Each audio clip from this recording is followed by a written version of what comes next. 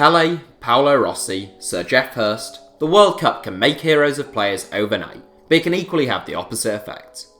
You might get away with leg-breaking challenges, racist gestures, or gobbing at someone in a league game, but in the World Cup, think again. On the biggest stage in world sport, every kick, every tackle, and every embarrassing dive and bit of rolling around on the ground is watched by the world over. So today we turn our attention to 7 World Cup players who didn't come out of the tournament smelling of roses. Here are our 7 World Cup villains. Rivaldo. Neymar has of course been in the headlines once more at this summer's finals in Russia, not just because he's brilliant at football, but also because he is absolutely pathetic as soon as he receives the slightest hint of contact. Well, he's not the first world-class Brazilian forward to have developed a reputation for play acting. Back at the 2002 World Cup, Barcelona forward Rivaldo put in an Oscar-winning performance, throwing himself to the ground and clutching his face after the ball had quite clearly hit him on the thigh.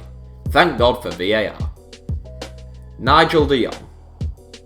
To be honest, it's probably a bit harsh singling Nigel Deon out here, since the entire Dutch team employed similar tactics to try and disrupt Spain's fluid passing style in the 2010 World Cup final.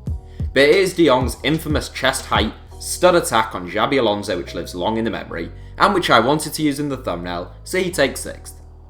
De Jong has always been known as a strong, robust, and tough tackling holding midfielder, hence his nicknames The Destroyer and The Lawnmower. But he took that to new heights in the World Cup final, and only Howard Webb knows how he stayed on the pitch that day. The Manchester City man epitomised the Netherlands' approach to that game, but thankfully football was the winner as Spain beat the Netherlands 1-0. Harald Schumacher. The Germans have traditionally always had the edge on their Dutch rivals at the World Cup, and that is true of their villainy as well, it would seem. In 5th place is 76-time capped West German international Harald Schumacher. An excellent goalkeeper who spent his best years with Cologne, Schumacher is synonymous to most football fans with a single moment, and it wasn't a good one. In a 1982 World Cup semi-final match between France and West Germany, French fullback Patrick Battiston found himself in the forward position, bearing down on goal thanks to a Michel Platini through ball.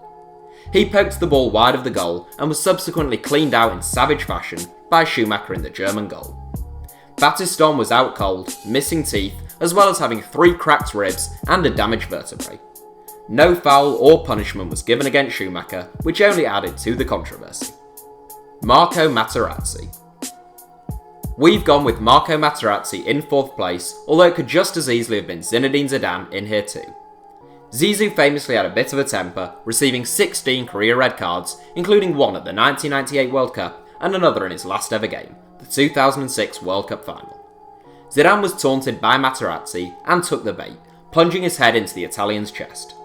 We've included Materazzi since he was renowned for his thuggery and general irritance on a football pitch. As daft as Zidane was, he was still eminently more likeable than Materazzi. Luis Suarez.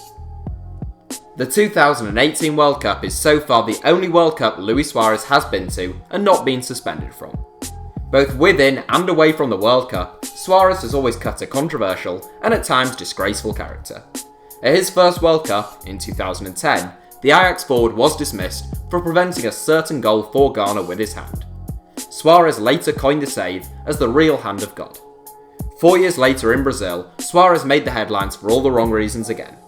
The tenacious Uruguayan decided it would be a good idea to take a bite out of Giorgio Chiellini's shoulder, the 3rd time that he had bitten an opposing player on a football pitch in his career. The incident saw Suarez handed the longest ban in World Cup history of 9 games.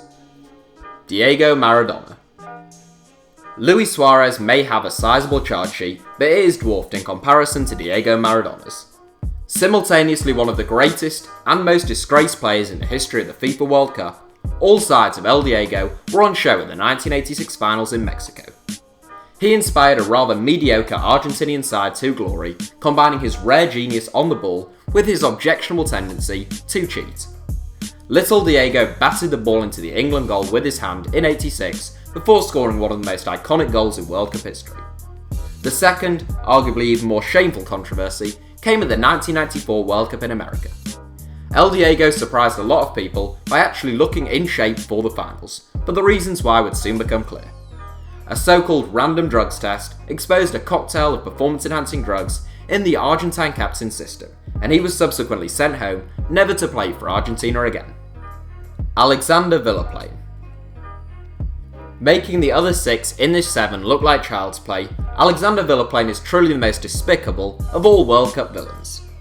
Born in what was then known as French Algeria, Villaplane played for the likes of RC Paris, Antibes and Nice. He captained the French national team at the very first World Cup in Uruguay in 1930, where the team failed to progress from their group. A shady character even during the mid-1930s, Villaplane's career ended prematurely when he lost interest with the sport and became involved in fixing horse races. A career criminal once World War II broke out, Villaplane came to the attention of the Gestapo and soon became a bona fide Nazi collaborator. Yeah, I know what you're thinking. It was said that on one day alone in June 1944, Villaplane had ordered the massacre of over 50 people. In December 1944, he was finally brought to justice, arrested and executed by firing squad. So that's it for our 7. Let us know your thoughts and any other World Cup ideas you'd like to see from us in the comments, and as always, thanks for watching, give us a like if you enjoyed the video, and don't forget to subscribe and turn on notifications for the People's channel of HITC Sevens. Also, we recently set up a Twitter account, so you can now follow us and get in touch. Our username is simply @HITC Sevens.